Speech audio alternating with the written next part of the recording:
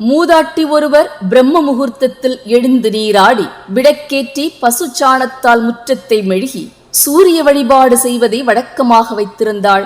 வீட்டில் பசு இல்லாததால் பக்கத்து வீட்டிலிருந்து சாணத்தை கொண்டு வந்து மெழுகுவாள்.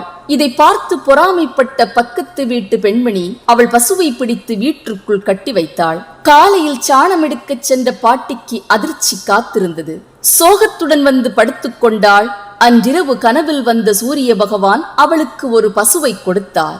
அந்த பசு பொன்சாணம் போட்டது. இந்த விஷயம் எப்படியோ பக்கத்து வீட்டுக்காரிக்கு தெரிய வந்தது. இன்றிரவு எப்படியாவது பசுவை மாற்றி கட்ட வேண்டுமென முடிவு செய்தாள். பாட்டி தூங்கும் வரை காத்திருந்தாள். அதற்குள் மழை பொழியவே பாட்டி தன் பசுவை வீட்டிற்குள் கொண்டு போய் கட்டி வைத்தார். பார்த்த பக்கத்து வீட்டுக்காரிக்கு கோபம் பீரிட்டுக் கொண்டு வந்தது.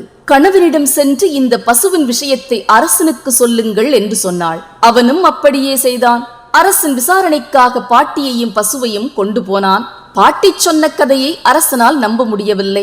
பசுவை தன்னிடம் வைத்துவிட்டு பாட்டியை வீட்டிற்கு அனுப்பி வைத்தான்.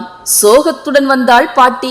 அன்றிரவு அரசனின் கனவில் வந்த சூரிய பகவான், முதலில் பாட்டியின் பசுவை அவளிடம் கொடுத்து விடு, இல்லை என்றால் உன் சாம்ராஜ்யத்தையே அழித்து விடுவேன் என்று சொன்னார். அடுத்த நாள் காலையில் அரசனே பசுவை கொண்டு பாட்டியிடம் ஒப்படைத்தான். உங்கள் எதிரி அரசனாக இருந்தாலும் இன்று சூரிய பகவான் அவனை அழிக்கப் போகிறார் என்பதற்கு இதுவே ஒரு சான்று. அதிகாலையில் எழுந்து வீட்டு முற்றத்தில் விளக்கேற்றி வைத்து சூரியன் உதிக்கும் சமயத்தில் இரு கைகளையும் கூப்பி வழிபடுங்கள். சூரிய பகவானின் ரதத்தை கோலமாக இட்டு வையுங்கள். வீட்டு வாசலை திறந்து வைத்து ஒளியை உள்ளே செல்ல விடுங்கள். முடிந்தால் நெய் தீபம் ஏற்றுங்கள். உலகிற்கே ஒளி கொடுக்கும் சூரிய பகவான் இன்று உங்கள் இருளான வாழ்க்கையை ஒளிமயமாக்கப் போகிறார்.